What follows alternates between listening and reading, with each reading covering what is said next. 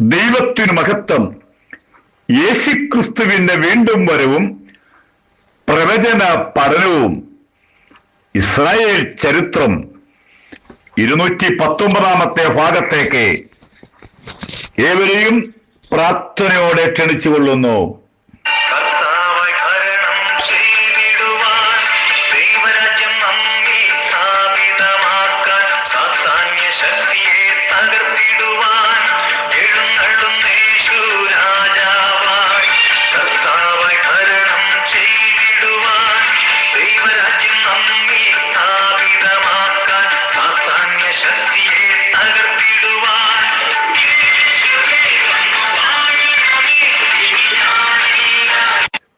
യെശയ്യാ പ്രവാചകന്റെ തുടർച്ച കഴിഞ്ഞ ദിവസം ചില ക്ലാസുകൾ എടുക്കാൻ സാധിച്ചു.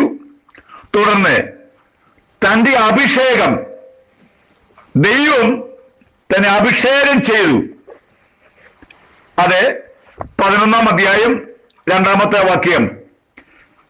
അവന്റെ മേൽ യഹോവയുടെ ആത്മാവ് വസിക്കും, ജ്ഞാനത്തിന്റെയും വിവേകത്തിന്റെയും ആത്മാവേ, ആലോചനയുടെയും ബലത്തിന്റെയും ആത്മാവേ, പരിജ്ഞാനത്തിന്റെയും യഹോവ ഭക്തിയുടെയും ആത്മാവ് തന്നെ. തനിക്ക് ഈ ഭൂമിയിൽ തന്റെ ശുശ്രൂഷ ബന്ധത്തിൽ ഒരഭിഷേകം ദൈവം നൽകി. അത് അപ്പോസ്തല പ്രവൃത്തി ലൂക്കോസ് ഒന്നുകൂടെ ആവർത്തിച്ച് ശരിയാവണ്ണം പറയുന്നു. അപ്പോസ്തല പ്രവൃത്തി 10-ാം അധ്യായം 38-ാമത്തെ വാക്യം. നസ്രേനായ യേശുവിനെ ദൈവം പരിശുദ്ധാത്മാവിലും ശക്തിയാലും അഭിഷേകം ചെയ്തു. ദൈവം അവനോടുകൂടെ ഇരുന്നത് കൊണ്ട് അവൻ നന്മ ചെയ്തു. പിശാചു ബാധിച്ചവരെയൊക്കെയും സൗഖ്യമാക്കിയും കൊണ്ട് സഞ്ചരിക്കലുമായ വിവരം നിങ്ങൾക്ക് അറിയുന്നല്ലോ. താൻ ഈ ഭൂമിയിലായിരുന്നപ്പോൾ ഒരഭിഷേകം പ്രാപിച്ചു ആവശ്യമായിരുന്നു.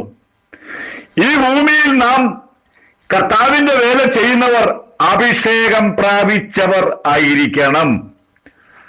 അഭിഷേകമില്ലാത്തവൻ കർത്താവിന്റെ വേല ചെയ്താൽ പരാജയപ്പെടും. മാത്രമല്ല, ദൈവം അങ്ങനെയുള്ളവരെ വിളിച്ചിട്ടില്ല. ഒത്തിരി ആള് ചോദിക്കും, പുതുമത്തിൽ എന്താ അഭിഷേകമെന്ന്?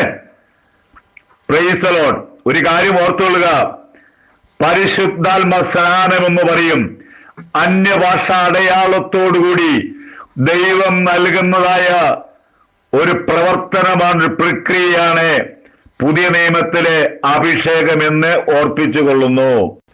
പ്രവാചകൻ വിളിച്ചു പറയുന്നു, തന്റെ ജീവിതം ഒരു ലളിതമായ ജീവിതമായിരുന്നു.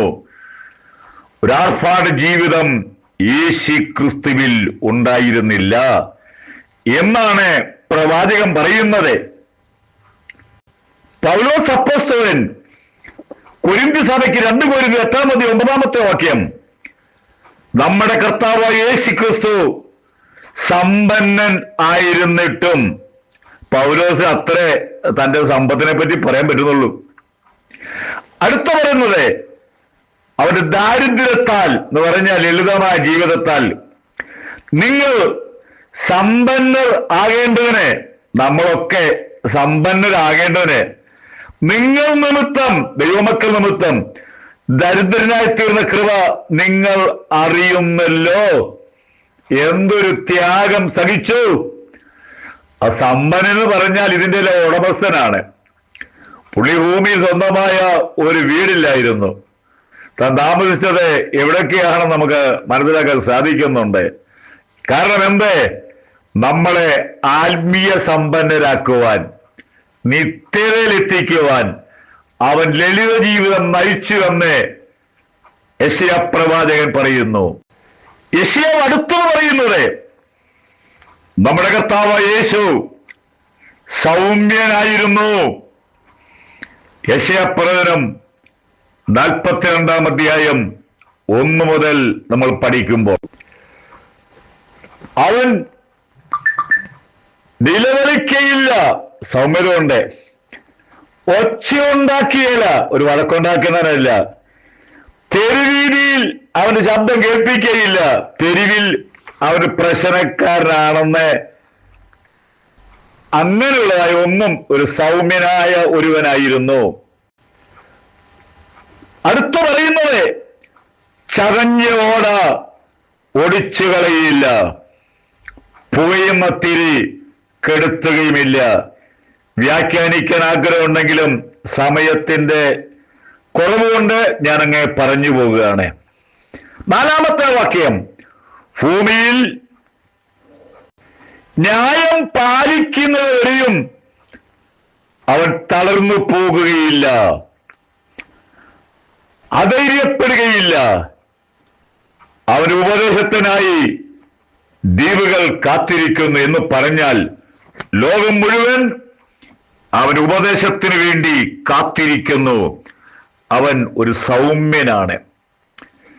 53-ാം അധ്യായം വായിക്കുമ്പോൾ യേശുക്രിസ്തുവിന്റെ കഷ്ടപ്പാടിന്റെ ചരിത്രമാണ് 53-ാം അധ്യായം 1 മുതൽ വായിക്കുമ്പോൾ.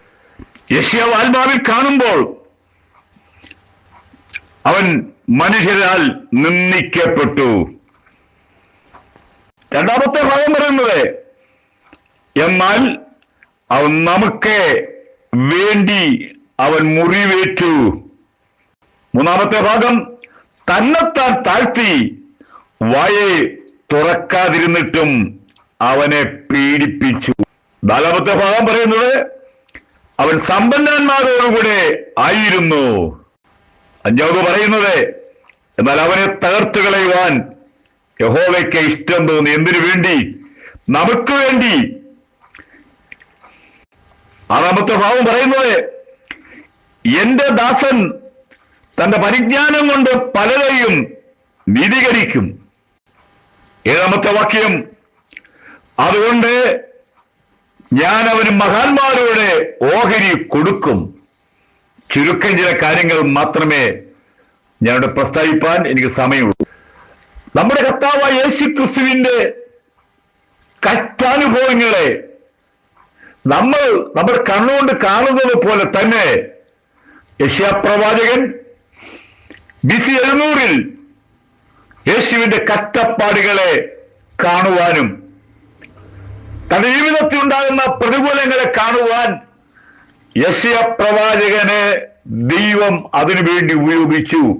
കാരണം താൻ ദൈവമാണെന്ന് ലോകത്തെ വെളിപ്പെടുത്തുവാൻ, തന്റെ കഷ്ടപ്പാടുകൾ എന്തൊക്കെയാണെന്നും അതുകൊണ്ട് അവസാനിക്കയില്ല, തന്റെ ഉയർത്തെഴുന്നേൽപ്പിനെ പറ്റിയും യെശയ്യാ വ്യക്തമായി പറഞ്ഞിട്ടുണ്ട്.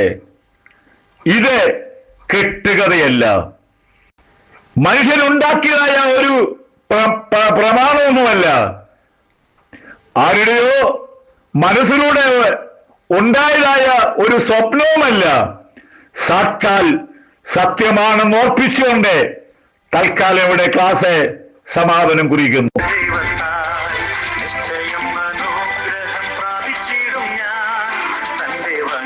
നമ്മുടെ കർത്താവിന്റെ വരവ് ഏറ്റവും അടുത്തിരിക്കുന്നു. ഒരുങ്ങുക, പോകാൻ തയ്യാറാകുക. അതിനു മുമ്പേ ഭാരതത്തിൽ വലിയ ഉണർവുണ്ടാകും. നിങ്ങളും ആ ഉണർവിന് പ്രാർത്ഥിക്കുക. ദൈവം നമ്മളെ അനുഗ്രഹിക്കട്ടെ.